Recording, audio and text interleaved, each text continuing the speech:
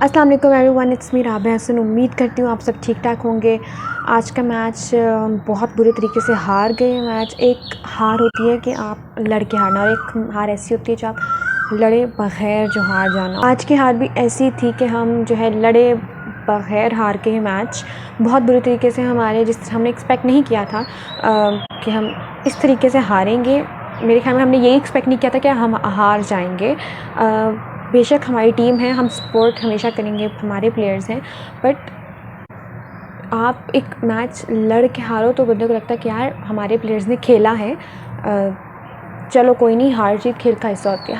हम ये बिल्कुल नहीं कहते कि हमेशा हर मैच जीता जाए, ऐसा हो ही नहीं सकता कि एक ही टीम हर मैच जीते, बट एटलीस्ट ये तो शो करो कि यार आपने फ़ाइट की है, आपने अपना 100% दिया है। लेकिन जो दूसरी टीम है उसने उससे भी ज़्यादा अच्छा खेला, इस वजह से वो जीत गए, जबकि ऐसा बिल्कुल भी नहीं था यहाँ पे कि दूसरी टीम ने बहुत ही एक्स्ट्राऑर्डिनरी खेला जो आप हार गई। आप हारे अपनी खुद की गलतियों की वजह से हो।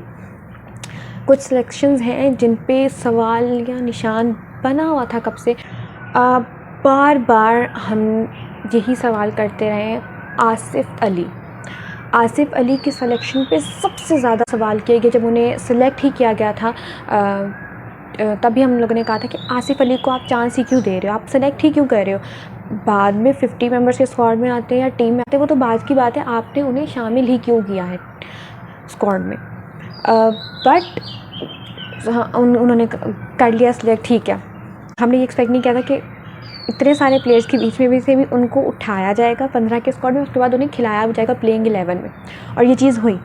साउथ अफ्रीका के टूर देखें, कंप्लीट फेल थे आसिफ अली। वो अपने टीम में सिलेक्शन को जस्टिफाई नहीं कर पाए। उसके बाद ज़िम्बाब्वे का अगर हम देखें तो इसमें भी आज का मैच जो हुआ ज़िम्बाब्वे का, उसमें भी हम देखें तो यही हुआ कि आसिफ अली अपनी सिलेक्शन को जस्टिफाई नहीं कर पाए। फिर जब इन्हीं जो प्लेइंग 11 सेलेक्ट करते हैं तो सवाल किया जाए कि आप इस प्लेयर को क्यों खिला रहे हो, तो कहा जाता है कि प्लेयर बुरा खेले तो हमारी जिम्मेदारी, अच्छा खेले तो कोई मतलब अप्रिशिएट वगैरह नहीं करता। तो मेरे ख़्याल में हम प्लेयर को उसकी परफॉर्मेंस पर क्रिटिसाइज़ कर सकते हैं, उसकी सिलेक्शन पर क्रिटिसाइज़ नहीं कर सकते। कोई भी प्लेयर अपनी मर्ज़ी से आके नहीं खेलता, उसको जब तक टीम में सेलेक्ट ना करो वो नहीं खेल सकता। तो जाहिर सी बात है जो उसको टीम में सेलेक्ट कर रहा है, सवाल उससे ही किए जाएंगे, उसको जवाबदेह होना पड़ेगा, क्योंकि वो अपनी बेसिस पे उस बंदे को सिलेक्ट कर रहे हैं, अपनी ज़िम्मेदारी पे कि इस बंदे को मैं चांस देना चाहता हूँ और ये परफॉर्म करेगा। बट अगर वो बंदा बार बार फेल हो रहा है तो इसका मतलब है कि आप जो है, आपकी सिलेक्शन में गलती है। अगर पाकिस्तान को रिप्रेजेंट करो तो ये आपका फ़र्ज़ है, आप परफॉर्म करो। आप मुफ्त में नहीं करते, आप खुशी उसमें नहीं करते, आपको पैसे दिए जाते हैं, आप फ्री में नहीं खेल रहे। और अगर आप परफॉर्म नहीं करें तो इसका मतलब है आप डिज़र्व नहीं करते उस प्लेस को और आपकी टीम में जगह नहीं बनती। मिडिल ऑर्डर हमारा कंप्लीट फेलियर रहा है दोनों सीरीज़ में। अब तक जो ज़िम्बाब्वे की सीरीज़ जा रही है उसमें भी, और मैं ये समझ नहीं पा रही हूँ कि अगेन वही मिडिल ऑर्डर क्यों खिलाया जा रहा है। क्या टीम नहीं देख रहे, क्या प्लेयर, क्या खुद जो मैनेजमेंट है सब अपनी परफॉर्मेंसेज नहीं देख रहे। बात अगर मोहम्मद हफीज़ की जाए तो मोहम्मद हफीज़ बहुत अच्छी फॉर्म में थे, बट अभी की उनकी परफॉर्मेंस देखी जाए लेटेस्ट, तो वो किसी मैच में परफॉर्म नहीं कर पा रहे हैं। और अगर हम ओवरऑल भी देखें तो मोहम्मद हफीज़ ने पिछले 2011 से लेकर 2019 तक भी देखा जाए तो कोई परफॉर्मेंस उनकी ख़ास नहीं थी। उनने जो परफॉर्म किया है वो अभी ही किया है 2020 में। तो मोहम्मद हफीज़ को फॉर्म में आना पड़ेगा, उस तरीके से खेलना पड़ेगा ताकि हम ये कह सकें कि हाँ, जो हमारा नंबर 4 स्लॉट है उस पर मोहम्मद हफीज़ जो है वो हमारे पक्के प्लेयर हैं।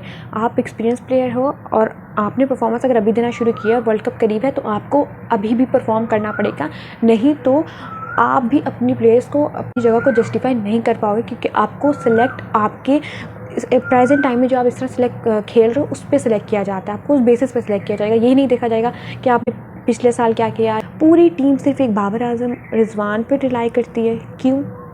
सिर्फ वही 2 प्लेयर्स हैं कि हमारी टीम, जो हमारे बैटिंग ऑर्डर है वो बस ओपनर से शुरू होता है, उन्हीं पे ख़त्म हो जाता है, या फ़खर जमान जो है वो खेल लेते हैं बस। उसके अलावा जो बाकी हमारे बैट्समैन हैं वो है ही क्यों फिर, अगर उन्होंने परफॉर्म नहीं करना। मैंने पिछली दफ़ा बात की थी कि जिस तरह मोहम्मद रिजवान ने कहा कि हमारा ये प्लान होता है, बाबर आजम और मेरा, कि हम दोनों में से किसी एक को एंड तक खड़ा होना पड़ेगा, एक फिर होता तो दूसरे को चलना पड़ेगा। इसका क्या मतलब है कि उनको भी पता है कि अगर हम दोनों नहीं चले तो मीन्स ये हमारी टीम नहीं कुछ कर पाएगी, तो फिर बाकी प्लेयर्स खेल ही क्यों रहे हैं। हम दूसरी टीम को कह देते कि वही हमारे तो यही 2 प्लेयर्स हैं, इन्हीं से हमारी बैटिंग शुरू होती है, इन्हीं पे ख़त्म होती है, तो बाकियों को खेलने की ज़हमत ही नहीं है। और यहाँ तो हम कोई आज तो हमारे पास एटलीस्ट बॉलर भी कोई नहीं था जिस पे हम ये कह सकें कि हाँ यार ये परफॉर्म करेगा। हसन अली नहीं थे जिन पे हम कह सकते हैं कि यार वो अच्छी बैटिंग करते हैं, वो जो है 6 और 4 वगैरह मार सकते हैं।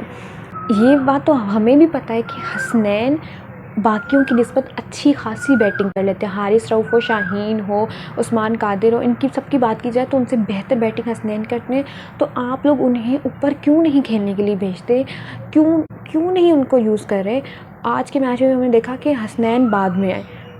मुझे ये बात समझ नहीं आ रही कि आपको क्या खुद अपने प्लेयर्स का नहीं पता कि हमारी अगर बैटिंग को देखा जाए तो जो टीम हमारी जो थी वो थी मेरे ख्याल में 78 पे 3 आउट थे और फिर 78 पे ही हमारी चौथी विकेट गिरी थी बाबर आजम की।